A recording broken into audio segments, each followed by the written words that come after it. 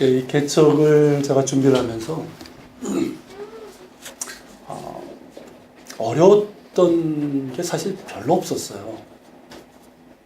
무슨 얘기인지 이해가 되십니까? 아무것도 없으니까 뭐 별로 어려울 게 없더라고요. 근데 어려운 게 하나 있었어요. 그게 뭐냐면 교회 이름을 짓는 거였어요. 그러니까 주님께서 주신 비전이 예수 그리스도 안에서 한 세 사람 공동체거든요. 에베소서 2장에 나오는. 자, 그 비전을 주셨는데, 그래가지고 교회 이름을 뭘로 할까 이렇게 하다가 한 세 사람 교회로 하는 게 어떨까 그렇게 생각을 했었어요. 근데 이제 이름 괜찮지 않아요? 한 세 사람 교회? 근데 이제 저하고 아주 가까운 분이 그렇게 뭐 탐탁스럽게 여기지 않으시더라고요. 그래서 인터넷으로 제가 이렇게 교회 이름을 검색을 해보니까 국내에 한 2-5곳 정도 있고 미국에도 하나 있더라고요. 근데 이제 한 세 사람 교회라고 해서 이렇게 봤더니, 홈페이지를 이렇게 봤더니 다 이제 이스라엘 회복 운동을 하는 곳이에요. 그런데 보니까 이 세대주의 종말론적으로 이렇게 치우쳐 있어요. 그러다 보니까 괜히 한 세 사람 교회로 했다가 야, 이거 오해받겠다. 이름은 굉장히 좋은 건데 오해받을 수 있겠다 생각이 들더라고요.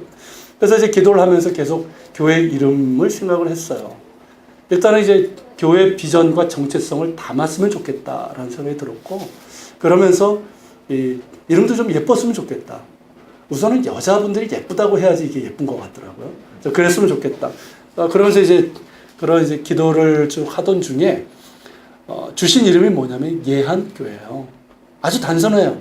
그러니까 예수 그리스도 안에서 한 세 사람 공동체. 그 글자를 따서 이제 줄임말입니다. 예한교회. 어때요? 예쁜가요? 네. 제가 억지로 강요한 거 아니죠? 네, 예쁘죠? 이 예한교회, 이 이름에는 우리 교회 비전과 정체성이 담겨져 있습니다. 그렇기 때문에 오늘부터 몇 주간 동안 주님께서 우리 교회에 주신 비전과 정체성에 대해서 특별히 이 한 세 사람을 중심으로 함께 나누려고 합니다. 여러분, 이 한 세 사람, 이건 두 단어가 합쳐진 말이에요. 뭘까요? 한 사람 플러스 세 사람이에요. 자, 그러면 무엇이 먼저일까요? 한 사람이 먼저일까요? 세 사람이 먼저일까요? 뭐가 먼저일까요? 순서대로 보면 한 사람인데 그렇게 단순하게 생각하시면 안 되죠. 이 질문은 뭐냐면 쉽게 말하면 이런 거예요. 그러니까 한 사람, 그러니까 한 몸이죠. 한 몸이 되는 게 먼저인가 아니면 세 사람 되는 게 먼저인가 하는 질문이에요. 그럼 뭐가 먼저입니까? 세 사람 되는 게 먼저죠. 세 사람 돼야지만 한 몸, 한 사람이 될 수 있는 거예요. 만약에 이것이 바뀌면은 그건 거짓일 뿐만 아니라 불가능해요. 아무리 뭐 우리 한 몸이 됩시다 이렇게 뭐 목이 터져라 떠들어대도요, 그건 불가능한 거예요. 설령 그렇게 보이는 것 같아도 뭡니까? 그건 거짓일 뿐이에요. 왜 그렇습니까, 여러분? 여전히 옛사람인데, 옛사람의 생각을 가지고 있고 옛사람이 욕심과 말과 행동을 가지고 있는데 뭐 한 몸 되자고 한다고 해서 한 몸이 됩니까? 안 되는 거죠. 그렇기 때문에 우리가 한 몸이 되려면 세 사람부터 돼야 됩니다.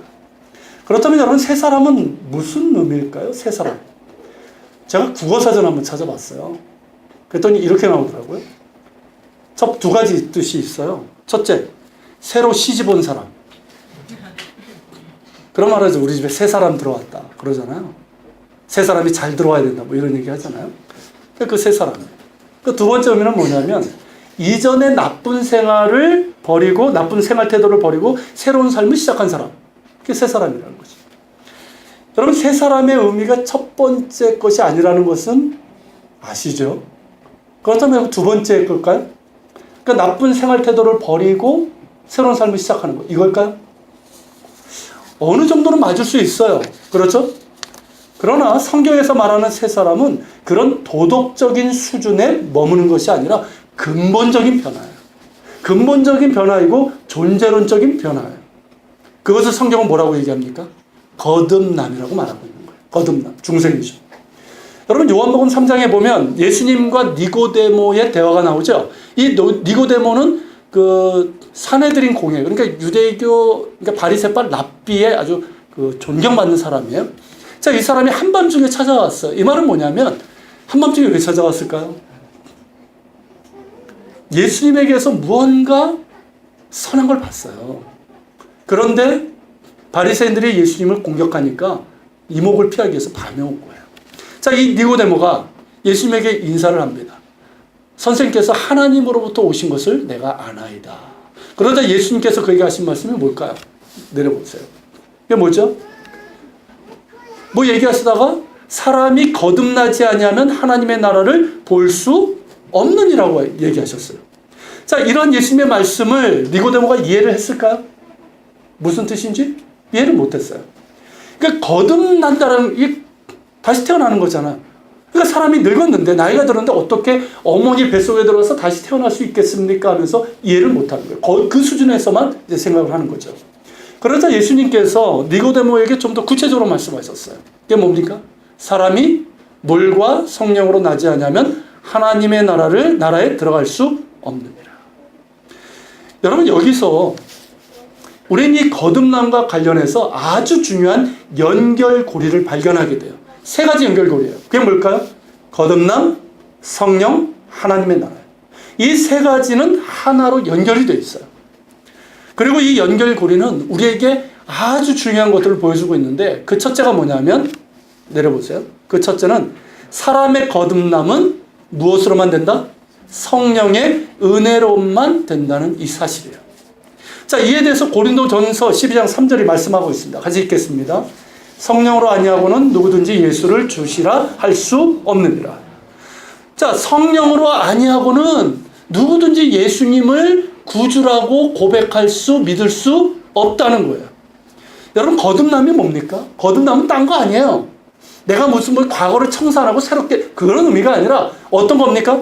내 죄를 회개하면서 내 죄를 용서해 주시고 구원하실 분이 누구? 예수님이심을 내가 믿고 고백하는 거예요. 예수님을 구주로 믿고 고백하는 거예요. 그래서 구원받은 새로운 존재, 하나님의 자녀가 되는 것, 이것이 바로 뭡니까? 거듭남, 중생이에요. 그런데 이것을 누가 하신다는 겁니까? 나의 죄를 회개하고 또 예수님을 나의 구주로 믿고 고백하는 이 일을 누가 하신다는 거예요? 내가 하는 겁니까? 성령이 하는 겁니까? 성령께서 하신다는 거예요. 성령께서 나로 하여금 내가 뭐가 죄인지도 몰랐는데 성령께서 임하시니까 어때요? 뭐가 죄인지 깨닫게 되는 거예요. 예전엔 내가 멀쩡하다고 생각했거든. 괜찮다고 생각했거든. 근데 성령께서 역사하시니까 어때요? 내 죄가 드러나는데 나 같은 죄인이 없는 거예요. 죄 범벅인 거예요. 그걸 깨닫게 해주시고, 그래서 회개하게 하시고, 그러면서 예수님만이 나의 이 죄를 용서해 주시고 깨끗하게 해주시고 구원해 주실 분이라는 것을 믿게 하시는 거예요. 성령께서. 그렇기 때문에 은혜인 겁니다, 여러분. 자랑할 게 없는 거예요. 나의 공로로, 나의 잘남으로 구원을 받는 것이 아니라 성령을 통해서 주시는 하나님의 은혜로 된 것이기 때문에 자랑할 게 없는 거예요. 그래서 은혜인 거예요. 여러분, 내가 믿어서 구원받은 것 같잖아요. 그렇지 않습니까? 분명히 내 발로 교회 왔잖아요. 물론 누가 뭐 이렇게 오셨다고 해야 되는지 초청했다. 아무튼 그렇게 전도했죠. 그래서 왔지만 어쨌든 내 발로 왔고 내가 고백했잖아요. 내가 와서 내가 믿고 구원받은 것 같지만 여러분, 이 모든 것이 뭡니까? 성령을 통해서 주시는 하나님의 은혜인 거예요. 성령이 아니하고서는 누구든지 예수를 주라 시인할 수 없습니다. 오직 주의 은혜예요. 여러분, 이 은혜를 깊이 깨달으면 깨달을수록 여러분, 날 구원하신 주님의 은혜에 감사하게 돼요. 여러분, 이 은혜가 깊어지면 깊어질수록 우리는 어떻게 되냐면 모든 상황 가운데서 주님을 바라볼 수 있어요. 모든 상황 가운데서 주님께 감사할 수 있는 거예요. 이 은혜가 있으면, 이 은혜가 깊어지면 말이에요. 여러분, 이 깊은 은혜가 우리 가운데 있기를 바랍니다. 그리고 이 거듭남, 성령, 하나님의 나라로 이어지는 연결고리 두 번째 중요한 의미가 뭐냐면, 내려보세요. 하나님 나라로 들어가는 필수적인 과정이라는 거예요. 이 거듭남은 하나님 나라로 들어가는 필수적인 과정이라는 거예요. 여러분, 예수님께서 공생애를 시작하시면서 선포하신 게 뭡니까? 뭘 선포하셨어요? 하나님 나라죠. 자, 구체적으로 뭐라고 선포하셨습니까? 자, 마가복음 1장 15절 같이 읽겠습니다. 시작. 이르시되 때가 찼고 하나님의 나라가 가까웠으니 회개하고 복음을 믿으라 하시더라. 자, 공생애를 시작하면서 선포하셨던 말씀의 핵심이 뭐냐면 하나님 나라예요. 여러분 나중에 하나님 나라에 대해서도 말씀을 전하겠지만 여러분 신구약 성경 전체 주제가 뭡니까? 하나님 나라예요. 그걸 놓치면 안 돼요. 딴 거 얘기하는 게 아니에요. 하나님 나라예요. 자, 예수님께서 전하셨던 복음도 뭡니까? 하나님 나라의 복음이에요. 여러분 하나님 나라는 나중에 뭐 자세하게 제가 설명을 하겠지만 천국을 뛰어넘는 개념이에요. 하나님 나라의 핵심은 뭡니까? 이쪽에 계신 몇 분은 들어서 좀 아실 것 같은데 뭐죠? 하나님 나라의 핵심은? 하나님의 주권과 통치예요. 하나님의 주권, 그러니까 하나님께서 왕 되시고 그런 하나님의 뜻이, 하나님의 법이 이루어지는 나라, 그 나라가 뭐예요?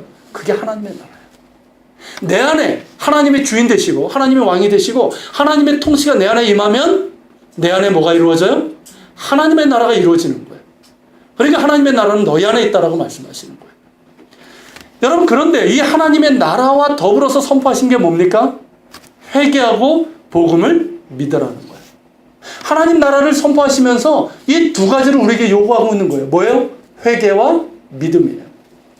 왜 회개를 우리에게 요구하시는 걸까요? 그것이 하나님의 나라이기 때문에 그래요. 자, 인간의 왕국이라면 회개할 필요가 있어요? 없어요? 뭐 어차피 인간의 왕국인데 니캉 내캉인데 뭘 회개를 해요? 그냥 들어가면 되지.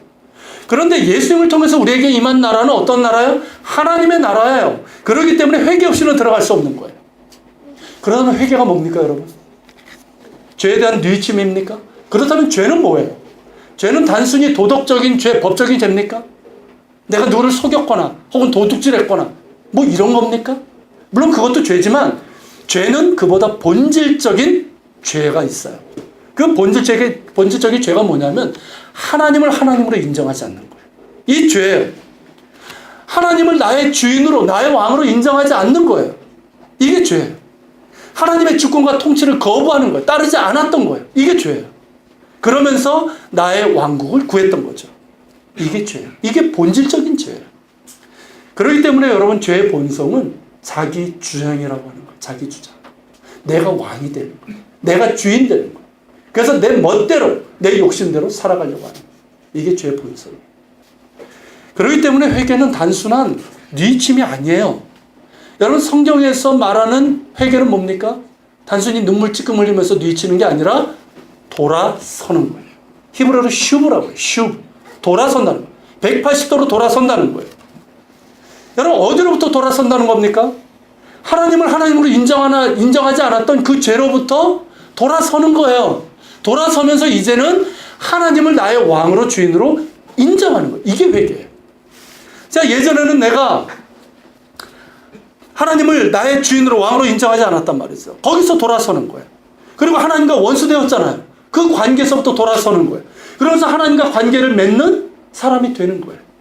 자, 하나님의 주권과 통치를 따르지 않았던 그 무지와 불순종의 죄에서 돌아서는 거예요. 그리고 무엇을 먹을까? 무엇을 마실까? 무엇을 입을까? 하는 것에만 연연하면서 그저 나의 부귀 영화와 세속적인 성공과 번영만을 구하면서 나의 왕국을 세우려고 했던 그 교만과 탐욕과 거짓으로부터 완전하게 등을 돌리는 거예요. 사탄의 나라에서 종노릇 했던 그 모든 가치관과 삶의 방식에서 등을 돌리는 거예요. 이게 회개예요. 이게 회개예요. 여러분 이 회개 없이는 하나님의 나라를 볼 수 없다는 거예요.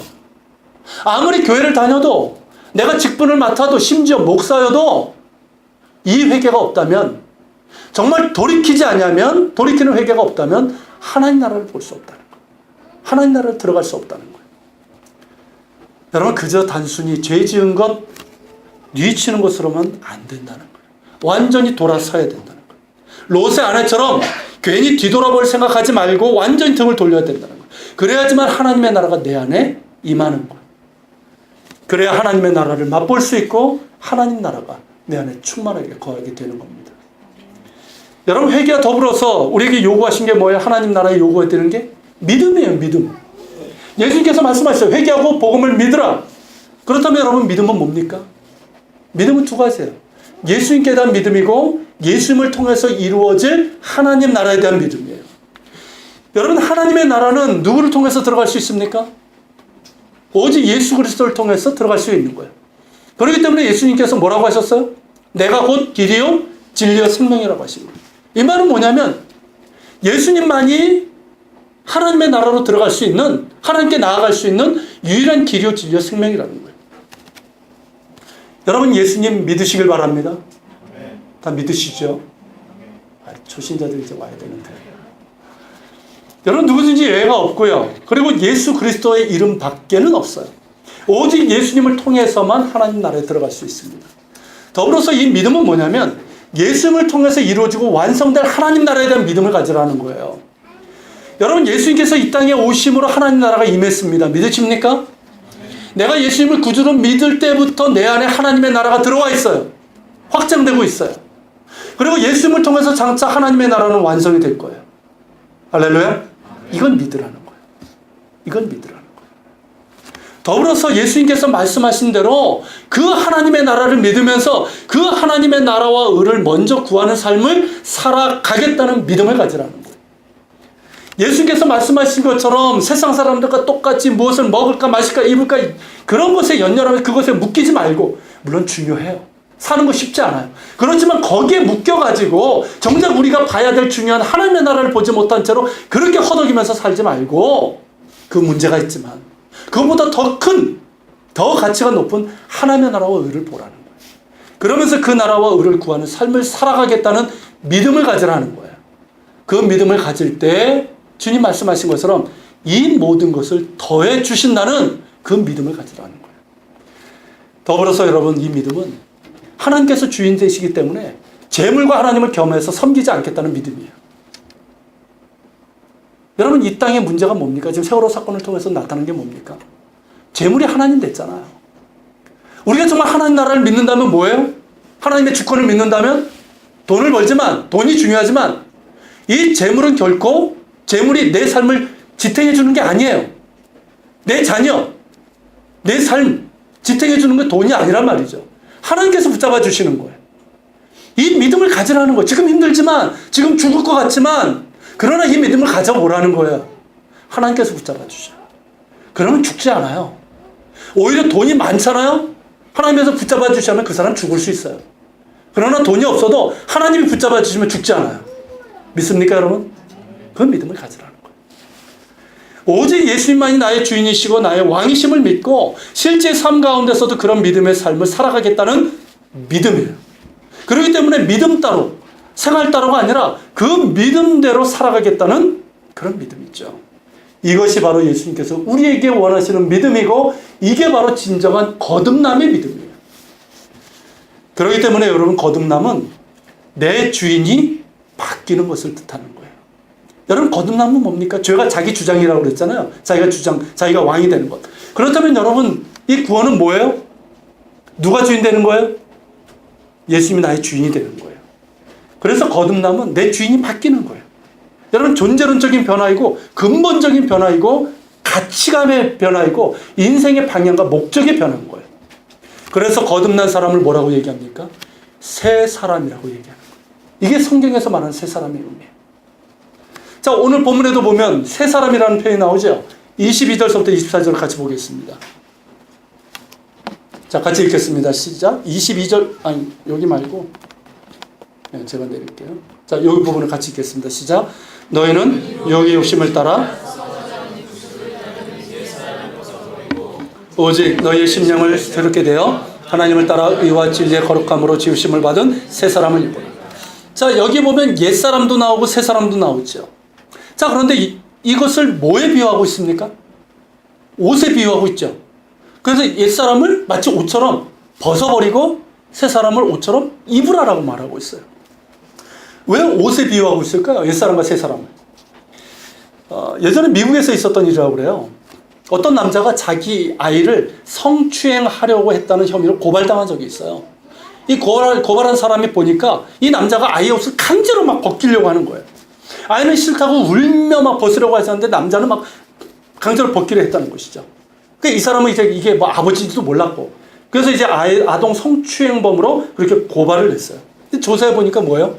성추행이 아니었어요. 아버지가 아이에게 새 옷을 사줬는데 이 아이가 죽어라 그것만 입는 거예요. 저도 예전에 요즘은 그런 거 있는지 모르겠지만 추석빔, 설빔 뭐 이런 거 있었잖아요. 사실 새 옷을 입을 수 있는 데는 그때였어요. 그래서 그 옷 입으면 저도 며칠을 입었던 기억이 나요.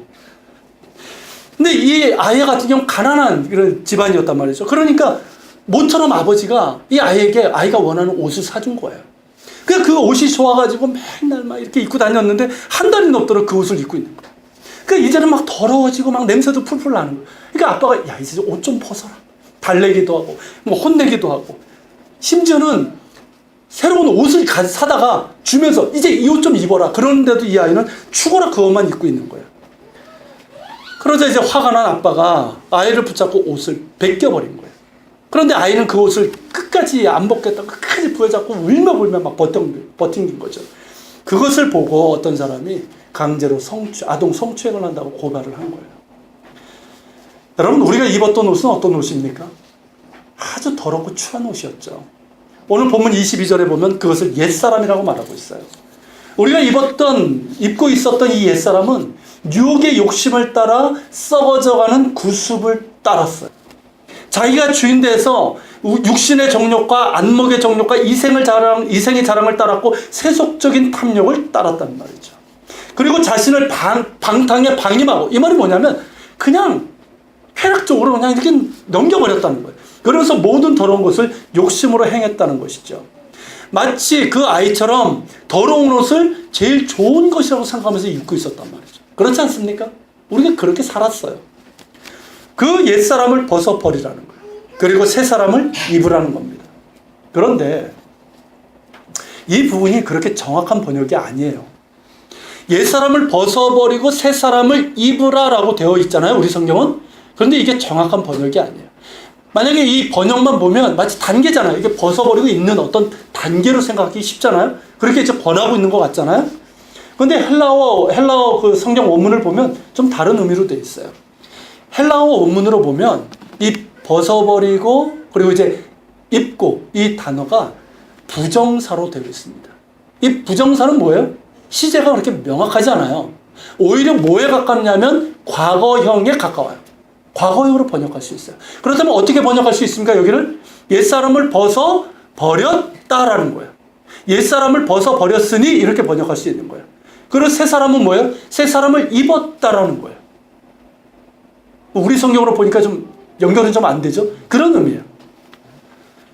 여러분, 둘 다 이런 의미를 갖고 있어요. 그렇다면 여러분, 과거형이라고 했을 때 좀 의미가 달라지지 않습니까? 여러분, 왜 과거형일까요? 왜 옛사람을 벗어버렸다, 새 사람을 입었다라는 과거형일까요, 이게? 이에 대해서 갈라디아서 3장 27절을 한번 볼 수 있는데요. 자, 같이 읽겠습니다. 누구든지 그리스도와 함하기 위하여 세례를 받은 자는 그리스도로 옷 입었느니라. 자, 무엇을 입었다? 그리스도로 옷 입었다라고 얘기를 하고 있어요. 그리스도로 옷 입었다 무슨 뜻이에요? 이게 새 사람이에요.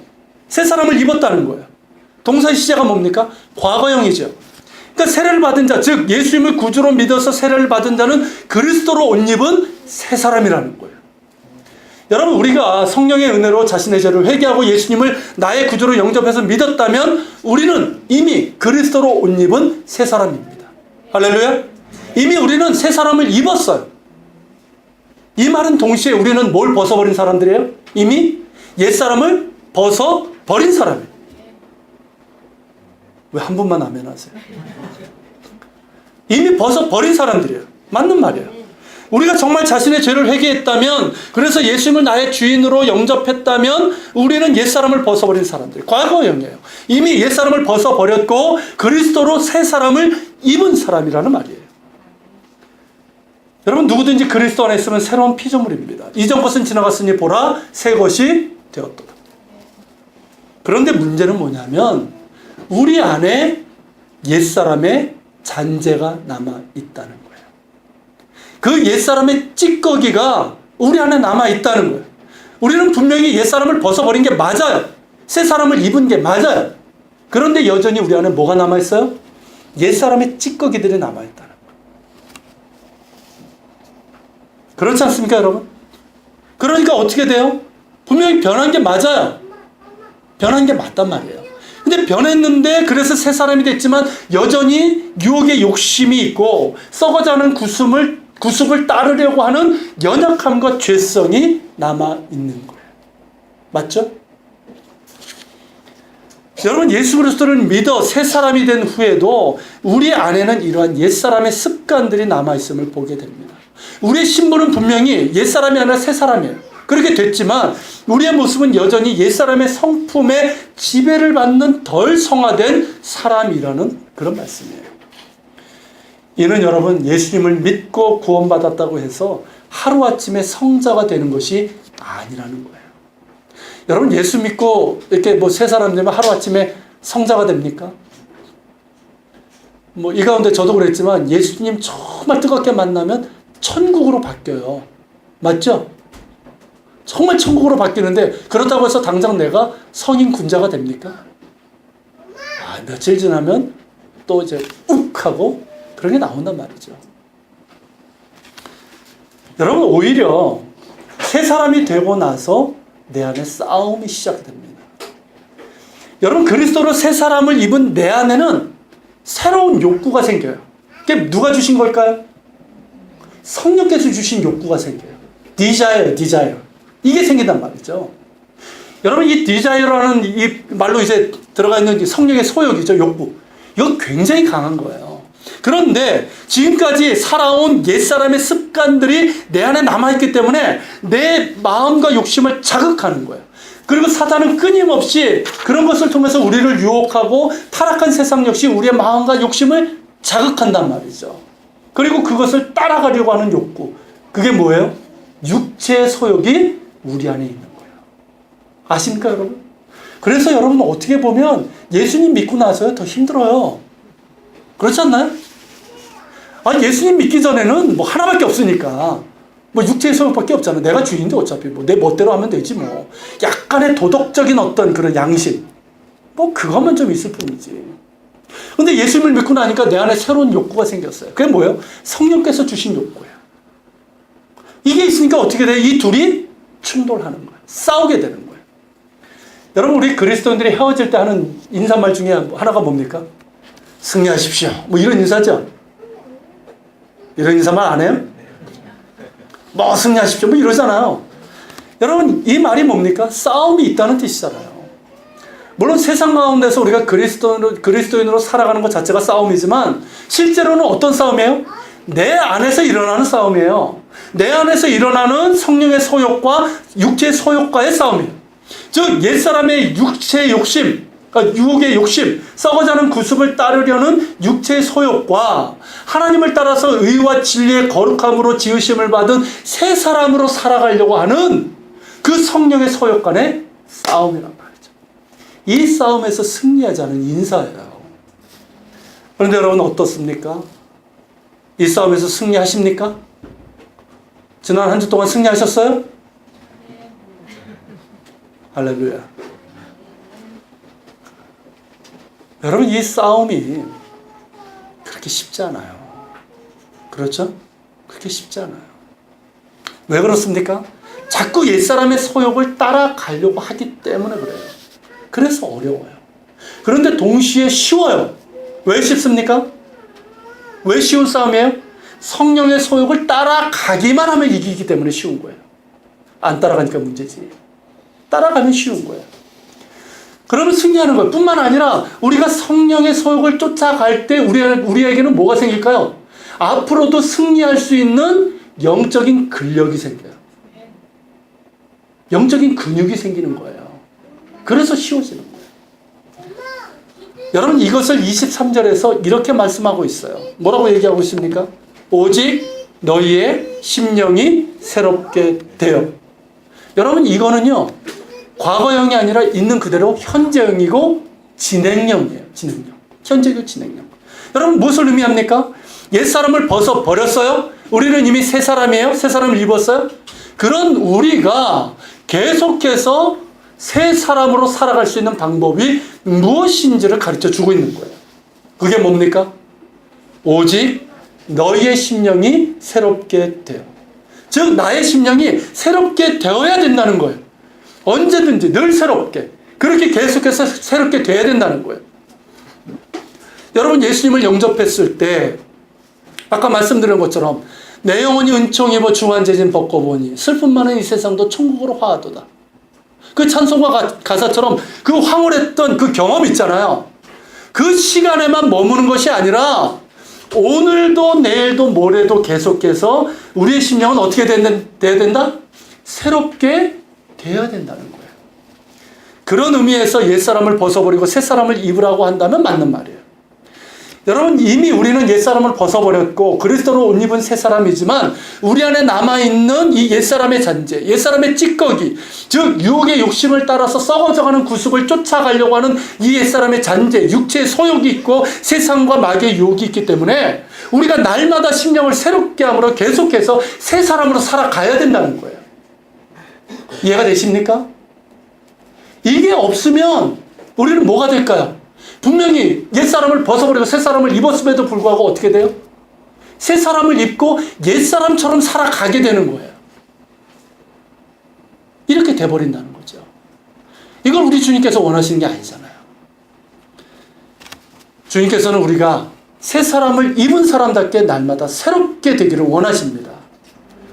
그러면 어떻게 해야지 우리의 심령이 새롭게 될 수 있을까요? 본문 20절 21절에 그 답이 있어요. 자, 같이 읽겠습니다. 오직 너희는 그리스도를 그같이 배우지 아니하였느니라. 진리가 예수 안에 있는 것 같이 너희가 참으로 그에게서 듣고 또한 그 안에서 가르침을 받았을 텐데. 바로 이거예요. 자, 오직 너희는 그리스도를 그같이 배우지 아니하였느니라. 바꿔 말하면 뭐예요? 예수 그리스도를 배우라는 거예요. 예수 그리스도를 배우라. 달리 말하면 예수를 깊이 생각하고 예수님을 닮아가라는 거예요. 즉 예수님을 깊이 생각하면서 예수님께서 어떻게 하나님을 사랑하셨는지, 어떻게 사람들을 사랑하셨는지를 배우라는 거예요. 그리고 예수님께서 가르쳐 주셨던 하나님 나라의 복음이 뭔지를 배우라는 거예요. 그리고 예수님께서 가지셨던 그 가치관, 예수님의 그 생각들, 예수님의 말씀과 예수님의 삶이 어땠는지를 배우고 닮아가라는 거예요. 여러분, 특별히 우리가 예수님의 그 사랑을 닮아야 됩니다. 예수님께서 하나님을 어떻게 사랑하셨고 사람을 어떻게 사랑하셨는지를 우리가 배워야 돼요. 제가 꿈 있는 교회에서 이제 수요 예배 때 한번 말씀드렸던 적이 있는데, 우리 한국 교계에 원로격인 그 목사님 한 분이 계셔요. 지금 뭐 90 가까이 되신 분이에요. 이 목사님이 이런 얘기를 하시더라고요. 예수님에게서는 예수님께서 이제 하나님을 사랑하시잖아요. 예수님에게 있어서 하나님의 사랑은 누구보다도 보수적이었다는 거예요. 어느 정도로 보수적이었냐?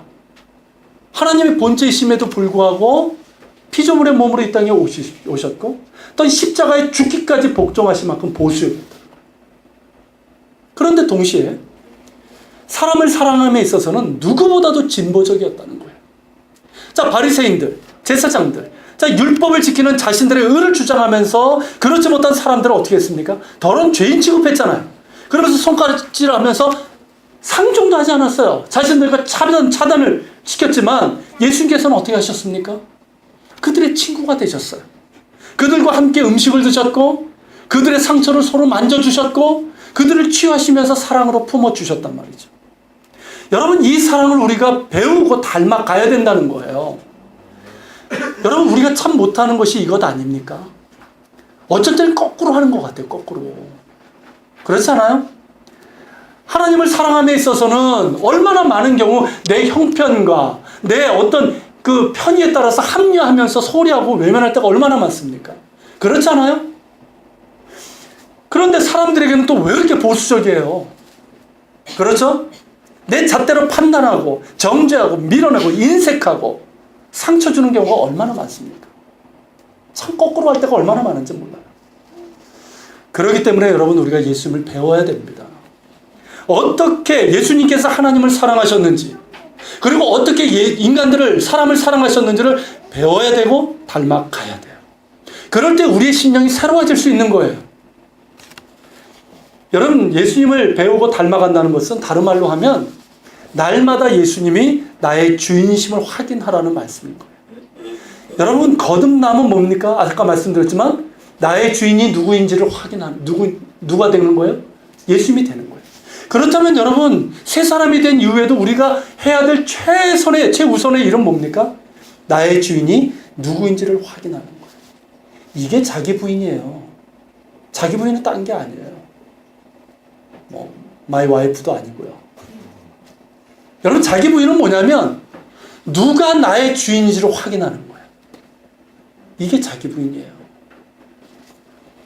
여러분, 나의 주인은 누굽니까? 내가 아니라 예수님이십니다. 이것은 그냥 입으로만 고백하고 교회에서만 고백하는 말이 돼서는 안 된다는 거예요. 실제로 내 생각과 가치관에서 예수님이 주인 되셔야 돼요. 기도할 때는 예수님이 나의 주인이라고 하지만 생각하는 건 아니잖아요. 가치관은 아니잖아요. 내가 주인이잖아요. 똑같이. 그렇게 돼서는 안 된다는 거예요. 여러분, 내 생각과 가치관까지도 예수님이 주인 되셔야 됩니다. 실제 나의 언행과 삶에서도 예수님이 주인 되셔야 되는 거예요. 참 쉽지 않죠. 이 말이라는 게 참 쉽지 않아요. 그렇지만 예수님이 주인 되시는 말과 행동을 하려고 노력해야 되는 거예요. 그리고 여러분, 내가 살아가는 현장에서 돈을 벌고 쓰는 그 자리에서 사람들을 만나는 자리에서도 예수님이 주인 되셔야 되는 거예요. 돈 벌 때는 내가 주인 되는 그런 모습이 돼서는 안 된다는 거예요. 그때도 예수님이 주인 되시고. 그렇기 때문에 불의한 돈, 부정한 돈은 탐하지 않는 거예요. 이해가 되십니까? 여러분, 자녀들을 키우는 데서도 마찬가지예요. 여러분, 주인은 내가 아니라 주님이십니다. 그렇기 때문에 자녀들을 사랑하되 자녀들에 대해서 집착하면서 내 마음대로 하려고 해서는 안 되는 거예요. 내 남편과 아내에 대해서 마찬가지. 여러분, 말로만 주여 주여 하는 것이 아니라 자신의 내면과 실제의 삶에서 예수님의 주인 되심이 나타나야 되는 거예요. 지난 주 중에요, TV를 통해서 여러분들도 보셨을 거예요. 두 집단을 봤어요. 하나는 뭔지 아시겠죠? 뭐죠? 세월호 그 참사의 직접적인 배경이 되는 구원파죠. 이 구원파, 아주 잘못된 구원관을 갖고 있어요. 이 구원파의 특징이 뭐죠? 구원받은 정확한 날짜까지만 묻는 거예요. 혹시 요즘은 별로 모르겠는데 예전에 굉장히 유행했었어요, 구원파. 그래서 구원받았습니까? 그러면 구원받았습니다. 그럼 언제 구원받으셨어요? 그럼 대략 언제는 기억하잖아요. 집요하게 묻죠. 몇 월, 며칠, 몇 시, 몇 분, 몇 초. 그렇게 집요하게 물어요. 그러면서 하는 얘기가 뭐냐면 구원받은 그날 과거의 죄, 현재의 죄, 그리고 미래의 죄까지 단번에 영원히 사해졌다는 거예요. 그러면서 구원받은 이후에 범한 죄는 영혼의 구원에 영향을 미치지 않는다는 거죠. 그러면서 그 후에 죄 지은 거에 대해서 별로 죄의식을 느끼지 않아요. 아주 잘못된 구원관을 갖고 있어요. 더불어 그들에게는 예수가 없어요. 처음에는 예수님을 말하지만 그들에게는 누가 예수입니까? 교주죠. 유병원, 박옥수 이런 사람들. 그리고 돈이 하나님 자리를 차지하고 있어요. 여러분, 모든 이단들의 특징이 뭔지 아십니까? 항상 잘못된 가르침과 돈이 그 중심에 있어요. 그래서 교주가 죽어도 이단들은 없어지지 않아요. 쇠해지지만. 여러분, 통일교 문선명 죽었죠? 자기가 하나님이라고 그랬잖아요. 죽었어요. 죽었는데도 통일교 없어지지 않아요. 왜 그렇습니까? 그 안에 돈이 있기 때문에. 구원파도 마찬가지예요. 모든 이단들이 그래요. 여러분, 구원파의 이단이니까 그렇고 또 하나를 TV에서 봤어요, 제가. 뭡니까? 사랑의 교회요. PD수첩에서 보도가 됐죠. 저도 이거를 일부 봤는데 그걸 보면서 참 참담하다는 말밖에는 나올 말이 없었어요. 여러분, 한국교회 모델로 칭송받았던 교회예요, 사랑의 교회는. 그런데 어쩌다가 이 교회가 이런 모양, 이 지경까지 되었냐는 것이죠. 여러분, 뭐가 문제일까요? 단순히 노문 표절한 것 때문일까요? 아니면 재정적인 비리 때문일까요? 아니면 전행적인 어떤 그런 행정 때문일까요? 그것들은 표면적인 문제들이고 본질적인 문제는 뭐냐면 자기 부인이 없다는 거예요. 거기에. 여러분, 사람은 누구나 돈을 좋아합니다. 명예와 권력을 좋아하게 돼 있어요. 이게 본성이에요. 우리 그리스도인들도 마찬가지죠. 새 사람이 되었지만 우리 안에는 여전히 뭐가 남아있냐면 육신의 정욕과 안목의 정욕과 이세의 자랑을 쫓아가려고 하는 그 욕심과 그런 유혹이 있단 말이죠. 아무리 목사여도요, 똑같아요. 차이점은 뭐냐면 그에게 자기 부인이 있는가 하는 거예요. 즉 날마다 주님의 십자가 앞에 엎드려서 주님께서 나의 주인 되심을 확인하면서 나는 죽고 예수로 사는 사람이 되는가 하는 그 차이예요.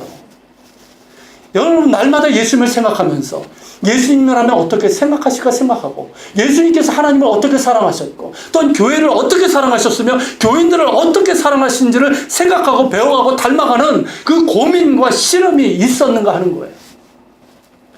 사랑의 교회는 이것이 사라지고 말았다는 거예요. 이게 본질적인 문제예요. 그 결과 이처럼 참담한 결과로 주어져서 세상이 교회에 대해서 잘못되었다라고 야단치고 있는 거예요. 여러분 기억하십시오. 누구도 안전하지 않습니다. 저 자신도 마찬가지예요. 제가 그럴듯하게 보이십니까? 뭐 괜찮게 보이세요? 뭐 아니에요? 천찮게 보여요? 제가 여러분 그럴듯하게 보일지 모르지만 저도 속물이에요. 저도 속물이에요. 내 안에도요, 제 안에도 옛사람의 찌꺼기들이 있어요. 옛사람의 욕심이 있고요. 제 안에 상처와 연약함이 있어요. 그렇기 때문에 날마다 십자가 앞에 엎드릴 수밖에 없는 거예요. 예수님을 생각하고 예수님을 배우고 닮아가기 위해서 씨름할 수밖에 없는 거예요. 그럴 때 저는 은혜 수면 아래 있게 되는 거예요. 은혜 수면 아래. 여러분 누구나 똑같습니다. 똑같아요. 그렇지 않습니까? 여러분 다 똑같아요. 아니라고 생각하세요? 다 속물이에요. 뭐 아멘은 안 하시는데 똑같이 속물이에요. 똑같이 그 속에 유혹의 욕심을 따라서 썩어져가는 구습을 따르려고 하는 옛사람의 찌꺼기들과 욕심과 유혹이 있어요. 차이점이 뭔지 아십니까? 내가 은혜 수면 아래에 있는가? 아니면 은혜가 메말라서 그 옛사람의 근성들이 그대로 드러나고 있는가? 이 차이뿐이에요. 이거밖에 없어요. 여러분 십자가의 은혜, 자기 부인의 은혜가 나의 속사람을 온전히 덮을 때 나의 심령은 새롭게 되어서 하나님을 따라 의와 진리의 거룩함으로 지으심을 받은 새 사람으로 계속해서 살아갈 수 있는 겁니다. 이 은혜가 말라버리면 아무리 새 사람이 되었다고 해도 나는 유혹의 욕심을 따라서 썩어져가는 구습을 따르는 옛사람처럼 되고 마는 거예요. 그렇게 살아가게 되는 거예요. 여러분 십자가의 은혜, 나는 죽고 그리스도께서 사시는 자기 부인의 은혜가 여러분 가운데 메마르지 않기를 바랍니다. 이 은혜가 여러분들 한 사람 한 사람의 심령을 온전히 덮을 수 있기를 바랍니다. 예배 가운데, 설교 가운데, 성경을 읽고 묵상하고 배우는 가운데, 주님에 대해서 주님 앞에 무릎을 꿇고 십자가를 바라보는 기도 가운데 이 은혜로 덮어주시기를 소망합니다. 그래서 여러분들의 심령이 날마다 새롭게 되어서 새 사람으로 계속해서 살아갈 수 있기를 축복합니다. 여러분 우리 예한교회는 예수님 안에서 한 새 사람의 공동체입니다. 예수님 안에서 한 새 사람이 되는 것이 교회이고요. 그럴 때 하나님의 영광과 능력과 거룩하심이 나타나는 거예요. 교회의 능력은 결코 수가 많고 크고 이런 것에 있지 않아요. 얼마나 예수님 안에서 한 세 사람의 공동체를 이루어 가느냐에 교회의 능력이 있습니다. 그럴 때 성령께서 역사하시는 거예요. 비록 작을지라도 작은 자를 통해서 역사하시는 거예요. 믿으십니까? 여러분 그러기 위해서는 우리 한 사람 한 사람이 먼저 새 사람이 돼야 됩니다. 초신자들이 온다면 그들이 와서 성령으로 거듭나 새 사람이 돼야 돼요. 그리고 이미 새 사람이 된 우리 한 사람 한 사람은 날마다 십자가 앞에 엎드려서 예수님 바라보고 예수님을 배우고 닮아가는 가운데 그 심령이 날마다 새로워져야 됩니다. 제가 참으로 감사하는 게 뭔지 아십니까? 교회를 이렇게 개척하면서 우리 함께 이제 교회를 세워나가는 분들, 그리고 이제 함께 예배 드리는 분들을 보면 너무나 좋은 분들이에요. 어떻게 이렇게 좋은 분들로만 이루어진 종합 세트가 될 수 있나? 참 감사할 수밖에 없어요. 그런데 동시에 여러분 한 분을 한 분을 보면 만만한 분들이 없어요. 자칫하면 꽤나 자기 주장을 하실 분들입니다. 그러면 한 세 사람이 아니라 딴 옛사람이 되고 마는 거예요. 여러분 그렇게 돼서는 안 되죠. 그렇기 때문에 오늘 본문 말씀 앞에 더욱 엎드려야 될 줄로 압니다. 날마다 예수님 앞에 엎드려야 돼요. 예수님 안에서 절망해야 됩니다. 여러분 예수님 안에서 절망하시길 바랍니다. 나에 대해서 절망해야 돼요. 나의 그 잘남과 나의 성취와 나의 어떤 자기 주장과 나의 의로움이 예수 그리스도의 십자가 은혜 앞에서 얼마나 무의미하고 무능한지를 철저하게 절망해 봐야 돼요. 이 절망이 있어야 돼요. 그러면서 동시에 예수님 안에서 소망해야 됩니다. 나에 대해서는 절망하지만 예수님께는 소망을 가지는 거예요. 그리고 예수님 안에 있는 나에게 대해서 소망을 가지는 거예요. 그리고 내 안에 계신 성령께 대한 소망을 갖는 거예요. 그러면서 예수님께 더욱더 겸손한 신뢰 그리고 감사와 순종으로 나 자신을 드리는 거예요. 여러분 그럴 때 나를 통해서 우리를 통해서 우리 예안교회를 통해서 주님의 영광과 능력과 거룩하심이 나타나게 되는 것이고 그래서 예수님 안에서 한 세 사람을 이룬 우리를 통해서 하나님의 나라와 의가 이루어질 줄 믿습니다. 할렐루야. 우리 같이 찬양 드리고 같이 기도하는 시간을 갖겠습니다. 나의 삶에 예수의 흔적이 있으니 이 찬양을 드리고 같이 기도하겠습니다.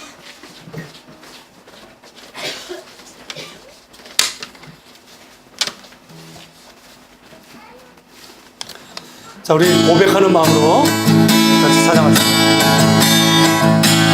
나의 삶에 예수의 흔적이 있으니 나는 오직 주님만 나는 오직 주님만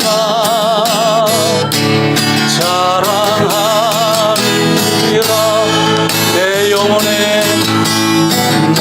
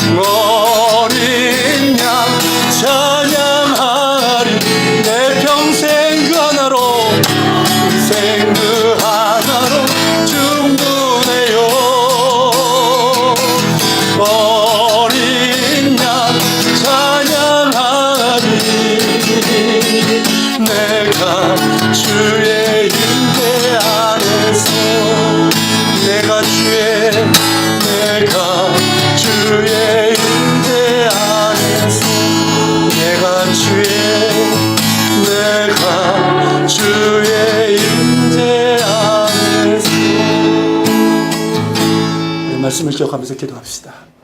내 삶에 예수의 흔적이 있습니다.